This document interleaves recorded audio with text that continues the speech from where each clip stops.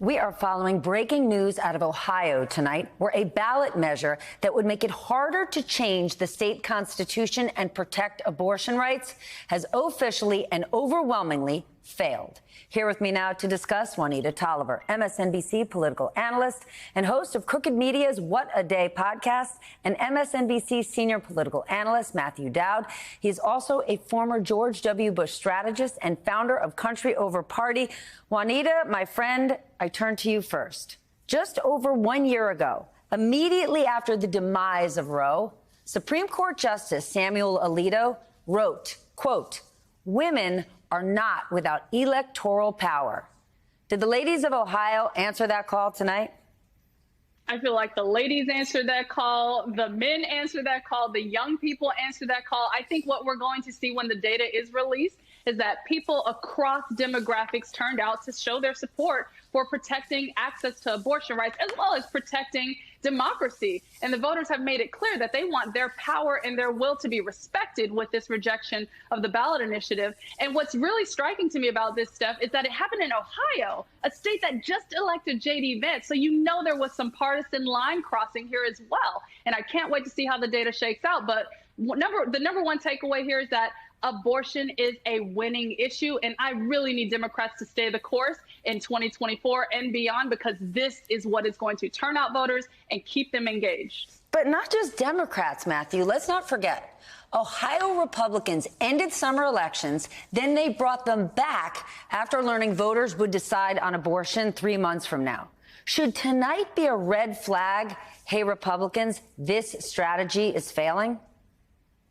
Well, how many red flags can they get? I mean, we've set up like how many flares, and like there's a freaking pothole here and there's all kind of markers, but they just go right on and drop right down into it. I mean, it is, I think it's fundamentally about voters are expressing they want to say so in our democracy. And every time they turn around, Republicans are trying to take that away from them, whether it's gerrymandering, which they want to retain, which Ohio did, even though the Supreme Court in Ohio kept saying no, no, no. They retained gerrymandering in Ohio. And so to me, it's just a fundamental example of Republicans are misread the public, but they also know their policies are not popular. So what do? When you know your policies aren't popular, they try to circumvent the election process.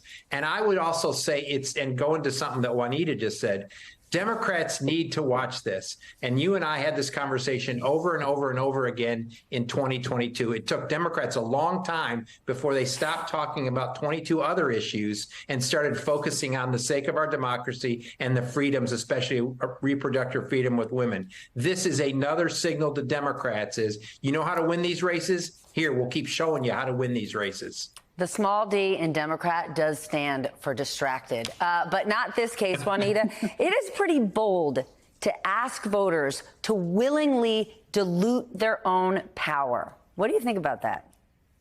I think it's part of the GOP 1-2 punch, because think about the wording and the confusing framing of this ballot, right? Like it felt a little counterintuitive to vote no, but the reality is that was the correct vote here, because that is what keeps the power with the people, not the state legislature, which we know fluctuates. But I appreciate Matt emphasizing the other part of the 1-2 GOP punch in this surprise special election, right? Like at a time when many families are vacationing or relaxing, are not engaged. And this is the point where I need to give a shout out to the organizers and the abortion rights groups on the ground, who not only educated the voters about this confusing ballot initiative and the fact that it is a surprise special election, but they turned them out in ridiculous rates. And we're going to see a margin here, of 13 plus points probably when the votes are finalized, that shows the overwhelming support here. And I want to talk about the fact that it was Ohio again, because this tracks with what we've seen in other ballot initiatives. And I'm talking about in red states like Kansas and Kentucky,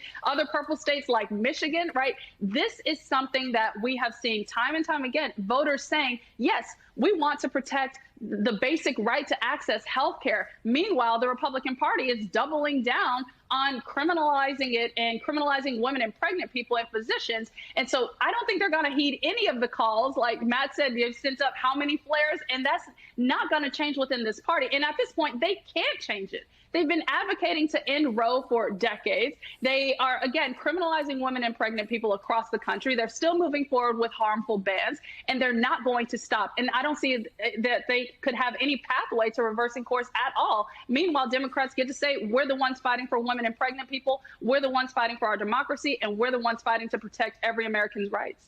All right, you two are giving Republicans all sorts of advice tonight. So, Matthew, maybe you could give Ron DeSantis some help, okay? Let's talk about the chaos in his campaign. He just replaced his campaign manager, and we're just a few weeks before the first GOP presidential debate.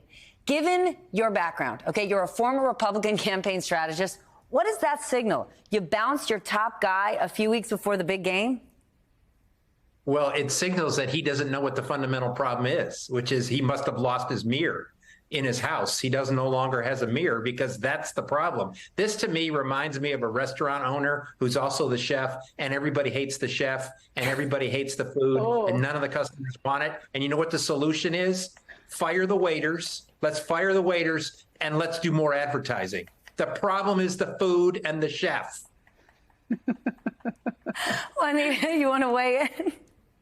I mean, I agree. Look at the man in the mirror. And honestly, he's ruined this he's just fallen so far that I can't think of any type of framing or pitch or messaging that would appeal to donors at this point, no less voters. Like, he's dropped and plummeted in the polls in such a ridiculous fashion that it doesn't instill confidence in anyone. And so when now he's laid off, 40% of his original campaign staff, promised his former campaign manager that her job was safe, only to pull the rug out from under her 2 weeks later, it just shows that he's not self-reflective. He's not looking at himself for any type of the blame that Matt just emphasized. And I don't think we can expect any other direction for him to go except for continue to fail and flounder as he is.